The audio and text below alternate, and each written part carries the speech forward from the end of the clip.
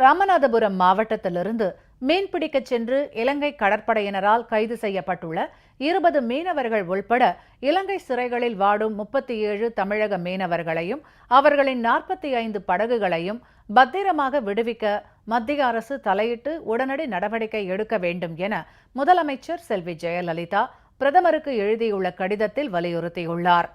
தமிழக மீனவர்கள் பாக் நீரிணை பகுதியில் மீன்பிடிக்கும் உரிமை மற்றும் அவர்களின் பாதுகாப்பை உறுதிப்படுத்துவதற்கு கச்சத்தீவை மீட்பது மட்டுமே தீர்வாகும் என்று குறிப்பிட்டுள்ள முதலமைச்சர், நீண்ட காலமாக தீர்க்கப்படாமல் உள்ள மீனவர் பிரச்சினைக்கு பிரதமர் உறுதியான நடவடிக்கைகளை எடுத்து தீர்வு காண்பார் என்றும் நம்பிக்கை தெரிவித்துள்ளார்.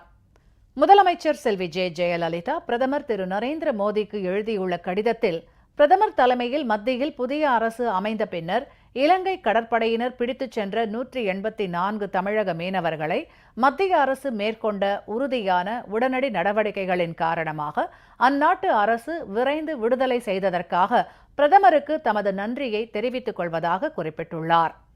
இலங்கை சிறைகளிலிருந்து மீனவர்கள் விடுவிக்கப்பட்ட போதிலும் அவர்களின் 41 படகுகள் மற்றும் மீன்பிடி சாதனங்கள் தொடர்ந்து அந்நாட்டிலேயே பிடித்து வைக்கப்பட்டிருப்பதை வலியுறுத்த விரும்புவதாக முதலமைச்சர் செல்வி ஜெயலலிதா குறிப்பிட்டுள்ளார்.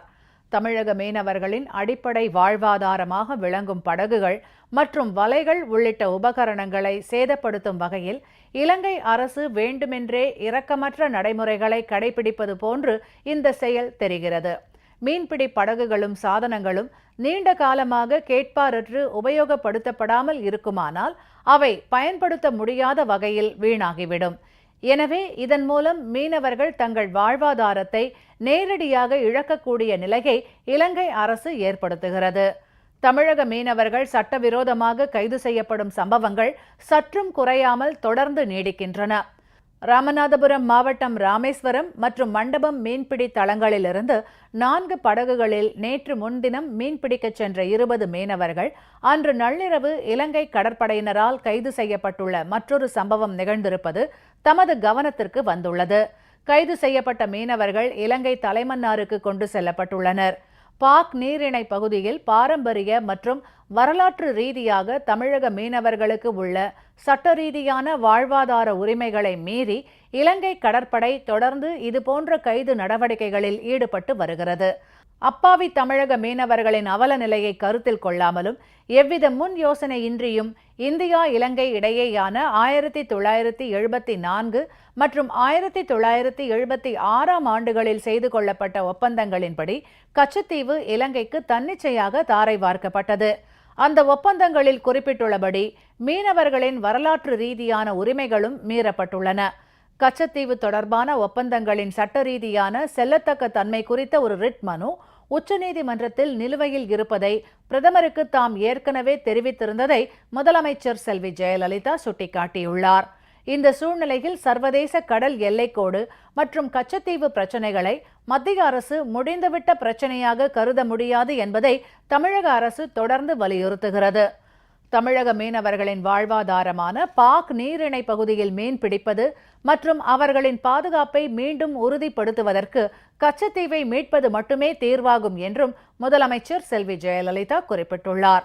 தங்கள் பாரம்பரிய கடல் பகுதியில் வாழ்வாதாரத்திற்காக அமைதியான முறையில் மீன்பிடி தொழிலில் ஈடுபடும் அப்பாவி தமிழக மீனவர்களை கைது செய்யும் இலங்கை கடற்படையினரின் செயல்களை தடுத்து நிறுத்த மத்திய அரசு அந்நாட்டை வலியுறுத்த வேண்டும் என்று முதலமைச்சர் செல்வி ஜெயலலிதா கேட்டுக் கொண்டுள்ளார்.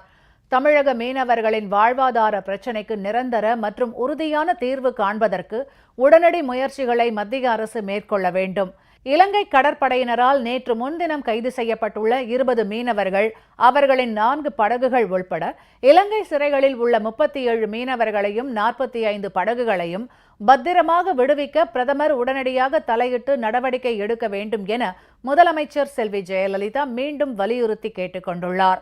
நீண்ட காலமாக தீர்க்கப்படாமல் உள்ள தமிழக மீனவர்கள் பிரச்சினைக்கு பிரதமர் தலைமையிலான மத்திய அரசு விரைவான உறுதியான நடவடிக்கைகளை எடுக்கும் என்று தாம் நம்பிக்கையுடன் உள்ளதாகவும் முதலமைச்சர் செல்வி ஜெயலலிதா தமது கடிதத்தில் தெரிவித்துள்ளார்.